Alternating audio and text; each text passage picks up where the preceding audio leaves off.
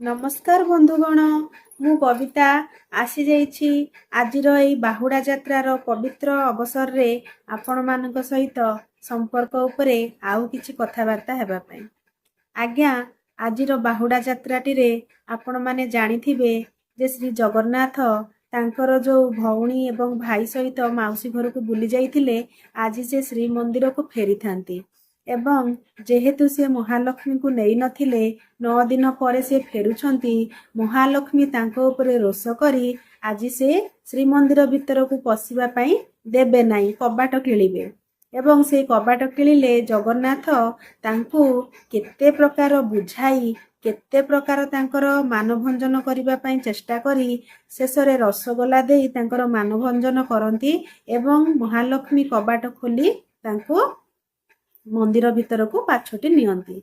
एई जो परंपरा अच्छी एई जो नीति नियम अच्छी बाहुड़ा यात्रार आपण मानकु समस्त को भल भाबरे जणा ताहले आज्ञा एई सुंदर नियमटी एई सुंदर परंपराटी आम मानकु कौन शिखाई थाए आज्ञा यह शिखाई थाए जे स्वामी स्त्री भितरे रागिबा रुसिबा मनैबा मानभंजन करिबा ए सब होउची माने ए सब रहिबा उचित ए सब होउची गोटे भल संपर्कर गोटे मधुर संपर्कर परिचय जदि आपण मानकर संपर्क भल अच्छी मधुर अच्छी परस्पर प्रति भल पाइबा अच्छी परस्पर परस्पर को निजर बोली भावती अधिकार भावती जे मो स्वामी पाखरे मोर अधिकार अच्छी कि मो स्त्री पाखरे अधिकार अच्छी सेठी आज्ञा रागिबा रुसिबा सबू आसी थाए आपण थिले ही रागिबा रुसिबा सबू आसी थाए एवं आपण थिले ही जणे जनकर रागिबा अवस्था रुसिबा अवस्था ताकू मनैबा को ताकू बुझेबा को चेष्टा करि थाए।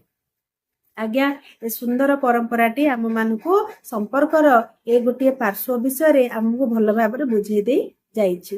ताहले आज्ञा कौन होउछि ना मु हेरा पंचमी रे मध्य एई भली एक वीडियो बनैथिली एथिरे मध्य कहिबाकू चाहूछि जदि आपण मानक लक्ष्मी रागुछंती ताहले आपण माने मध्य तांको बुझांतु तांको से रागिबा रुसिबा अवस्था रे छाड़ी दियंतुनी।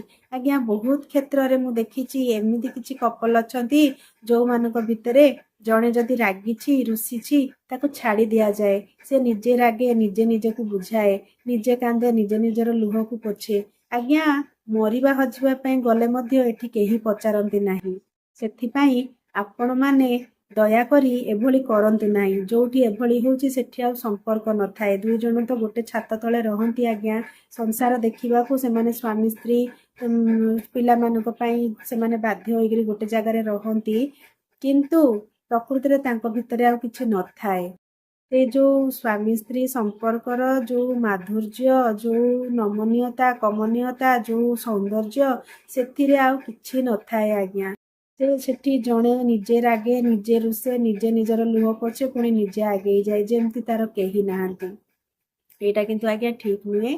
आउ केते जगह रे देखा जाए जे जगन्नाथ माने लक्ष्मी को जेतेबेले मनैबा पई चेष्टा करिथांती से समय रे से माने किछि उपहार से मानको पई आनिथिले केते जगह रे देखा जाइछि लक्ष्मी मानको से उपहार पसंद आसी न थाए।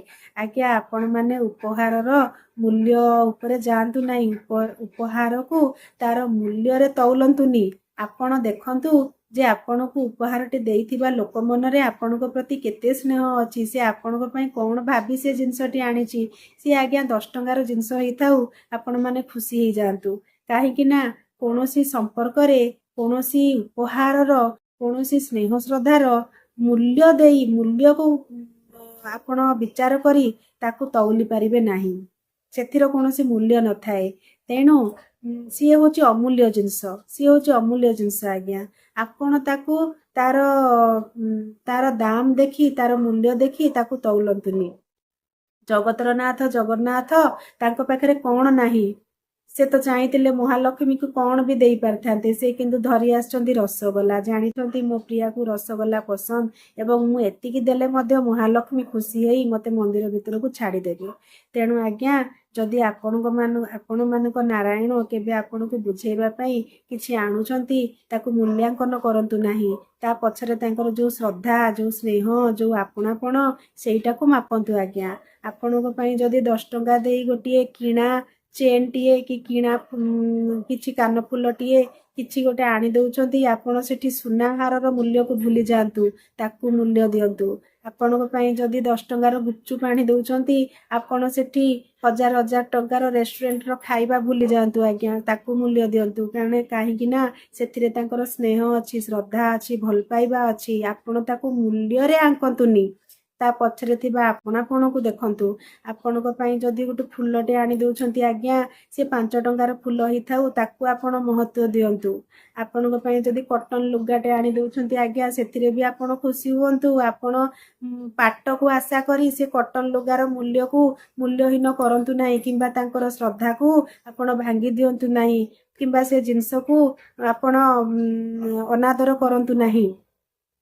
ଦେଖିବେ ଉଭୟଙ୍କୁ ଯଦି ଏଭଳି ବୁଝିବେ, ଜଣେ ରାଗିଥିବା ଅବସ୍ଥାରେ ଜଣେ ମନଉଛି ଏବଂ ତାର ମନେଇବାର ମୂଲ୍ୟ ଆଉ ଜଣେ ରଖୁଛି, ତାହେଲେ ସେ ସମ୍ପର୍କ ଚିରସ୍ଥାୟୀ ହେଇ ରହିବ।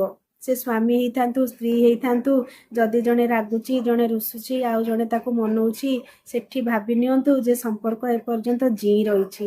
ଯଦି ସେ ଜିନିଷ ନାହିଁ, ରାଗିବା, ରୁଷିବା, ମନେଇବା ଏସବୁ ନାହିଁ, ସେଠି ଆଉ ସମ୍ପର୍କ ଜୀବନ୍ତ ଅବସ୍ଥାରେ ନାହିଁ, ମରିସାରିଛି। କେବଳ ଦୁଇ ଜଣ କିଛି ଗୋଟେ ବାଧ୍ୟବାଧକତାରୁ ଏକାଠି ଅଛନ୍ତି ବୋଲି ଭାବି ନିଅନ୍ତୁ। ତେଣୁ ଯଦି ରଗିବା ରୁଷିବା ସମୟରେ ଆପଣଙ୍କ ପାଇଁ କିଏ 10 ଟଙ୍କାର ଉପହାର ବି ଆଣି ଦେଉଛି, ତାକୁ ମୂଲ୍ୟ ଦିଅନ୍ତୁ ଆଜ୍ଞା। ଉପହାର କଥା ହିଁ ଛାଡ଼ି ଦିଅନ୍ତୁ। ମନେକର ସେ ଉପହାର ବି କିଛି ଆପଣଙ୍କ ପାଇଁ ଆଣୁନାହାନ୍ତି, କେବଳ ଆପଣଙ୍କୁ ଯାଇ ବୁଝଉଛନ୍ତି ଆଜ୍ଞା, ସେତକ ବି ବହୁତ ବଡ଼ କଥା। କାହିଁକିନା ବହୁତ ସ୍ତ୍ରୀ ଲୋକ ଏଠି ଅଛନ୍ତି ଯେଉଁମାନଙ୍କୁ କି ସେତକ ବି ମିଳେନି। ସେମାନେ ନିଜେ କାନ୍ଦନ୍ତି, ନିଜର ଲୁହ ନିଜେ ପୋଛି, ପୁଣି ନିଜ ମନକୁ ନିଜେ ବୁଝେଇ ପୁଣି ଜୀବନଯାତ୍ରା ଆରମ୍ଭ କରନ୍ତି। ତେଣୁ ଉପହାର କଥା ମଧ୍ୟ ଆପଣ ଭୁଲି ଯାଆନ୍ତୁ।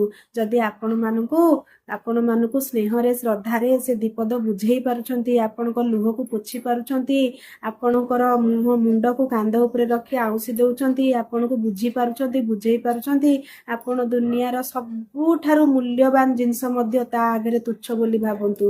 ସେଇଟା ହିଁ ଆପଣଙ୍କ ପାଇଁ ମୂଲ୍ୟବାନ।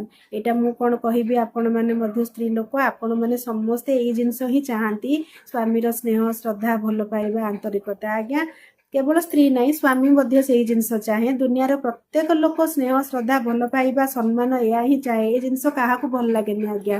ସମସ୍ତଙ୍କୁ ସ୍ନେହ ଦରକାର, ସମ୍ମାନ ଦରକାର, ଶ୍ରଦ୍ଧା ଦରକାର, ଭଲ ପାଇବା ଦରକାର।